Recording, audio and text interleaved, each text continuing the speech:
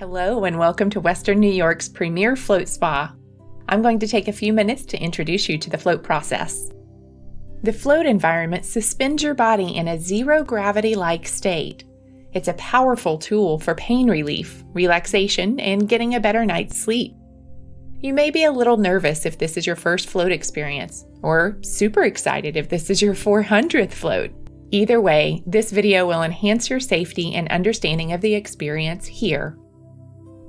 Everyone effortlessly floats on the surface. This is accomplished with over 1,200 pounds of magnesium sulfate, better known as Epsom salt, which is dissolved in a 1:6 ratio of water to magnesium. The first few sessions may make you feel sleepy if your body undergoes some detoxification, but later sessions will make you feel rejuvenated, refreshed, and joyful. If you're currently experiencing pain or have chronic pain, it may seem more intense as your mind has nothing else to focus on. Think of floating as a reset button, both mentally and physically. Nausea is possible, though vomiting is rare. Please consult your doctor if nausea persists, as this could be a sign of your body detoxifying or perhaps a kidney disorder. Let's head into a float suite and talk about how to prepare. Before your shower, I recommend putting in your earplugs so that you get a nice, tight seal while your ears are still dry. We also provide skin protectant for small scrapes or any areas that could be sensitive to the salt water.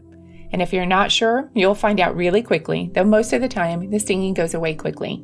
But if it doesn't, you can rinse and dry that area and apply a thin layer to help prevent any stinging. Now let's talk about the shower. You're actually going to take 2 showers. The first shower is all about getting your hair and body clean. Go ahead and use the first 2 products, shampoo and body wash. And be sure to use the washcloth all over to scrub any areas where you've applied products like body lotion or deodorant. Wash the day away and get as clean as possible. It's also a good idea to keep the water lukewarm. If you take a hot shower, you might feel a bit chilly upon getting in. The water and the air are both heated to skin temperature, so it feels like you're in nothing. If you stay still, you might lose track of where your body ends and the water begins. Some have stated that it's like being on a cloud or floating in space. It's a good idea to bring a wet and dry washcloth to hang inside the float cabin. If you have an itch on your face as water drips near your eyes, use the washcloth, not your salty hands. It will sting. As you enter, be sure to use the grab bars. While it may look like water, it's actually 1,200 pounds of Epsom salt in there, so it's very slippery. Go slow and use caution. Each float suite has an optional halo pillow for your neck and head support. Familiarize yourself with a control panel. It will be to the right or the left of your head. If you have questions or concerns during the float, you may use the intercom at any time. You control the colored light, and it will not turn off unless you turn it off.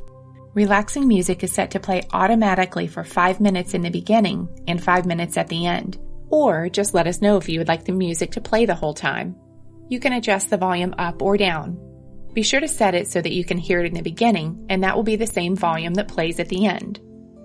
To play your own music, you can connect a device via Bluetooth or auxiliary cord.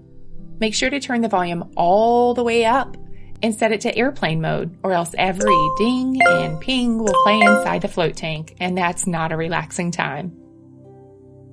It may take a few visits before you get used to floating and know your preferences for the music and lights. Lay back and stretch out to find the comfortable position to lay still. There's no wrong way to float, except face down. If you would like to try this position, though, ask for a pool noodle. One really important thing is to just be willing to do nothing.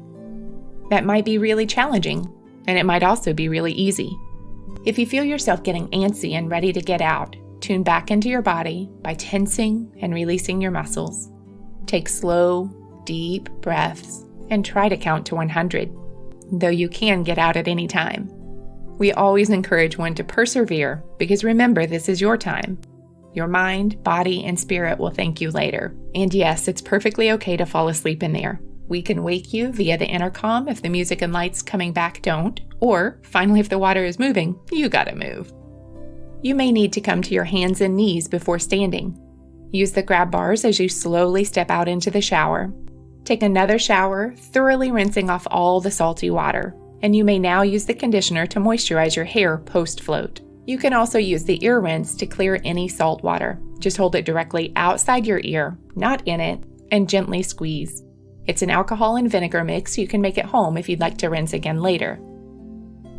After you redress, just leave the towels and any used items, and the attendant will take care of that. You may keep the earplugs for future visits, and feel free to pop into our dryer bar to dry your hair or use any of the provided products. You're also welcome to enjoy relaxing in the lounge and have some filtered water or hot tea. And don't forget to try our Anion Oxygen Bar. It's complimentary for members. I recommend using the restroom now before heading to your float suite if you haven't done so in the last 10 to 15 minutes, so you don't have to get out for anything. Now relax and enjoy your float.